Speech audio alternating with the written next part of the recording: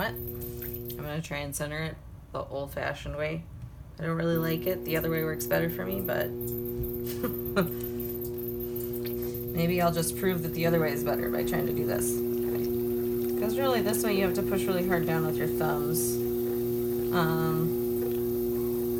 And I think that the strongest part of your hand is not employed very well. So, let's see. Fingers are not very strong on their own. That's why I don't like this way. But it can be done. This was the way I learned how to center, and then I switched to the other way. Go really fast. You're pushing the same way with both hands, which is in and down. And so the shape that you're going to have is the shape that your hands make. It sort of looks like a little bowl upside down. Okay, so you can see that this part is more centered. Like, my fingers aren't really moving right now. This part is less centered, and that's because my pinkies are the weakest part. Maybe these ones, I don't know. These two fingers are probably the weakest, and they're having to push in all by themselves. So you might be able to solve that problem by using this part more, using the heel of your hand more. But you know, on this hand, on your left hand, the clay's going to be turning into that part, and on your right hand it's going to be hitting right here. I'm just not sure what's better. I like the other way though. So I'm trying to use the heels of my hands right now, and that's working pretty well. And you know, it may have a little part right here that's just a little bumpy, and you can center that with one finger braced with other fingers. So that's the other way to center. Other people probably have multiple other ways, but those are the two that I know. That one and the sponge one.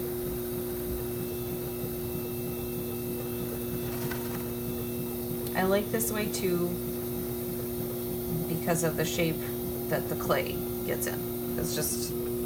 It's square, you know? It's up and it's across. Just a little bump in the middle usually. Whatever. I'm gonna push that down. All right.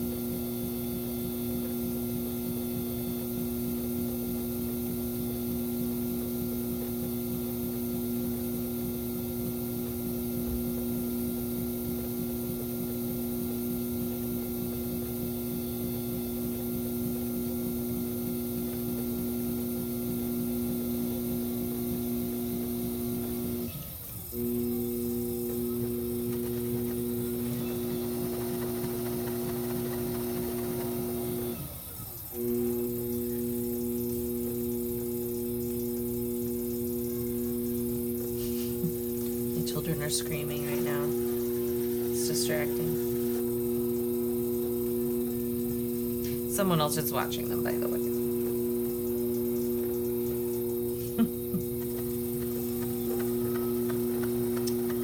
I can feel that I have a bubble in my clay, which makes me so sad because I worked so hard to wedge all of the air out. So I'm gonna have to find that.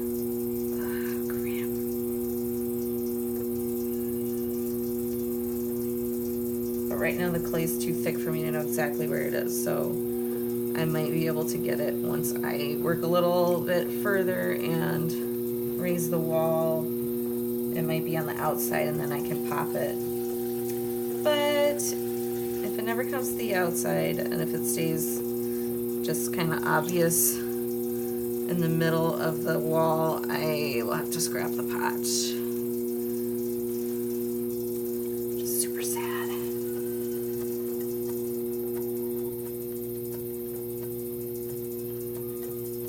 Oh, this is not going well. Okay, this is not going well.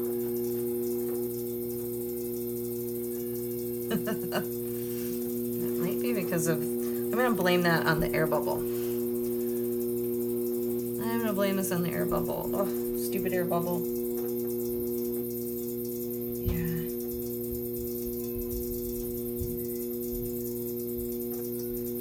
Okay, one more try. Try to get this centered.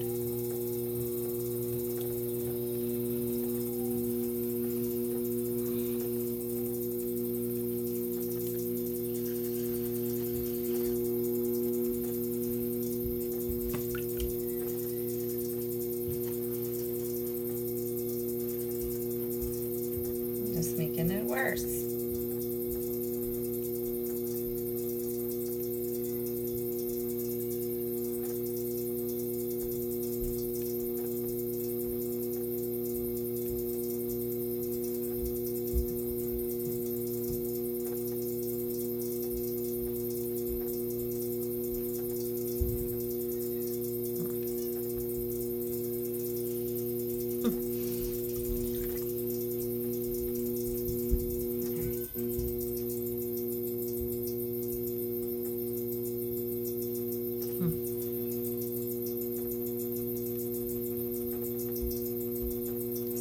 Weird. So what I think is going on is there's either an air bubble or like a piece of hard clay. This was new clay out of a bag, so I don't think that's true. I think it's an air bubble.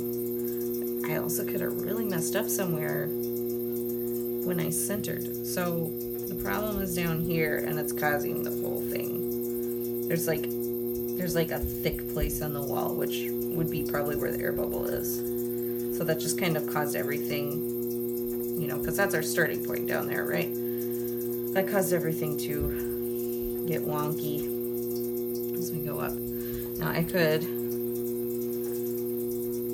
collar it from the bottom, just see if I can get it centered again, and that might give me a chance of saving it.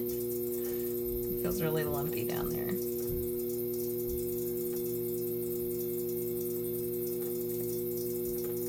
Yeah, that's already looking better at the top. I mean, it's relative. Okay. So here's another thing. You always want to have a needle tool just in case. Okay. My top is, you may be able to see. Yeah. It's a little bit higher on one side. So what I'm going to do is, like, got my needle tool and I've got my finger, and I'm gonna place them around the rim, and I'm gonna cut through like this, and I'm gonna be able to lift that rim off and start a new one. So here we go.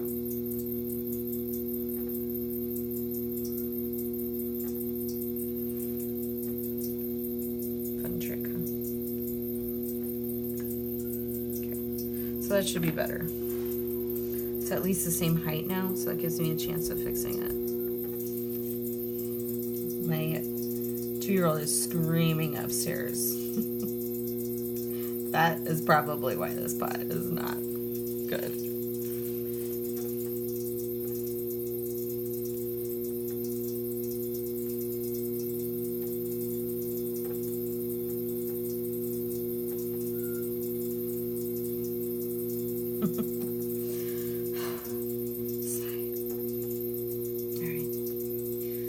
Do a lift from the bottom again, just see if I can feel like all of the problems are gone, and if they are, then I'll finish this. If not, we'll just be done.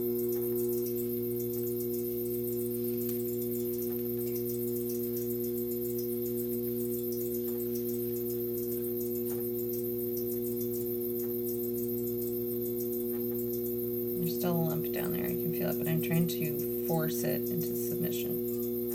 That's just like pinching really hard and trying to keep my hands exactly the same distance apart, my fingers. And some of that is kind of learned, just by experience.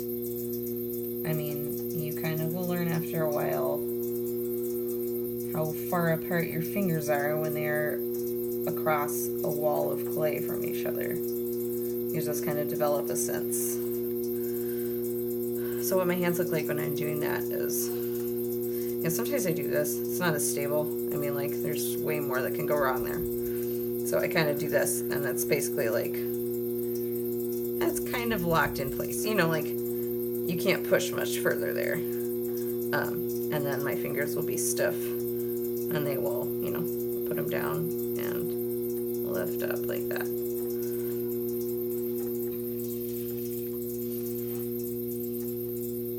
Triangle hands. Alright, this is not too bad. We'll see.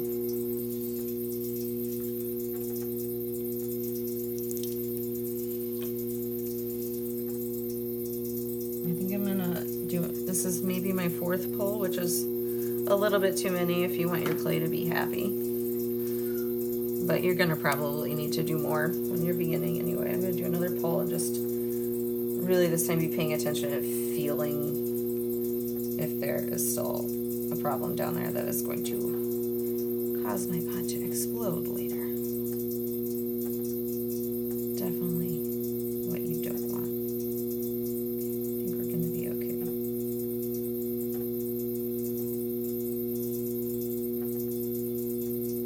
The more times I've pulled up, it has not caused an air bubble to come to the surface. And I think I was able to force whatever it was to submit. I guess you can still kind of see a bump in there. I guess I'm trying to say it didn't feel like an air bubble to me anymore. Usually those will kind of... I'm trying to think how to describe it. Usually you'll just be able to tell that it is an air bubble after a while. It's just a problem with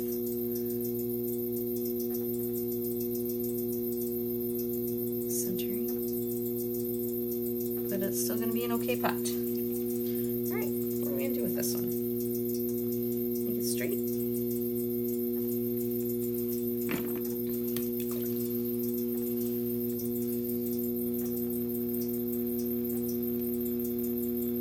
Mostly straight. Curvy.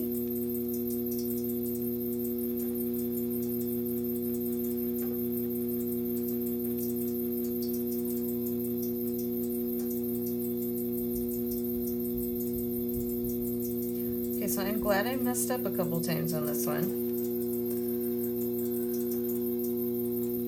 so that you can see kind of how you can fix some problems. Some of them can't be fixed and they're not worth fixing.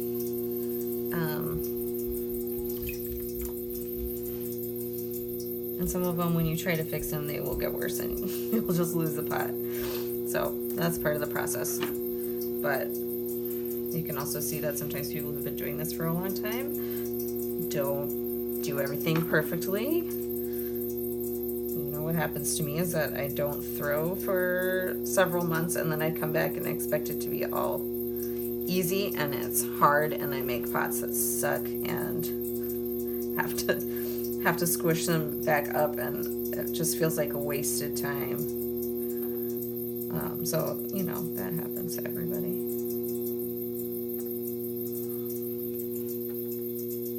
Alright, I'm going to do some ridges near the top here.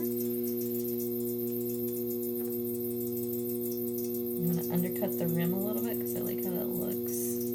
At least for the style of pot I'm making right now.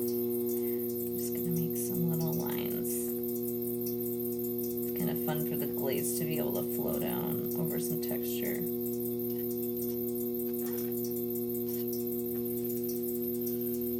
Alright, I got like a little nub right there. I'm just gonna let that dry. It'll be easier to pull it off later. Right now I might mar the pot if I try to touch that. Alright, I like that. A little bit of this is okay. I'll probably take a little bit of that off, and then after the pot dries a little bit, I'll trim a little bit further in on that. It's nice to have a little bit of a foot, a little bit coming out, just a little bit, and then a little bit going under. Visually, that's really nice. And also, this will catch your glaze if your glaze runs. It will help with that. We'll kind of create some surface tension where the glaze can't get across. I don't know if that made sense. Made sense in my head. All right, I'm done with that one, except for the spiral in the middle.